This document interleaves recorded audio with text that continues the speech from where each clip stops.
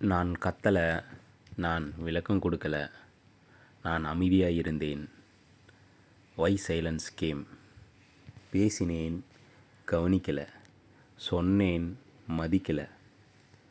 காரணம், நான் யாருன்னு அவர்களுக்கு தேவையில்லை. அந்த நாள் நான் ஒரு முடிவு எடுத்தேன். எல்லா இடத்திலும் பேச வேண்டிய அவசியமில்லை. எல்லாருக்கும் என் கதை தெரிஞ்சுக்கணும்னு நான் நினைக்கல. அதனால் நான் பேசுகிறதை நிறுத்தினேன். அமைதி வெறுமை இல்லை, அது டிஸ்ட்ராக்ஷன் இல்லாத ஒரு இடம். அந்த இடத்துல நான் வேலை பார்த்தேன். யாருக்கும் சொல்லலை, யாரிடமும் நிரூபிக்கலை.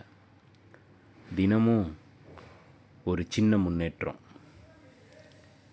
அப்போ தான் எனக்கு புரிஞ்சுது, அமைதி என் பலவீனம் இல்லை, அமைதி என் ஆயுதம்னு.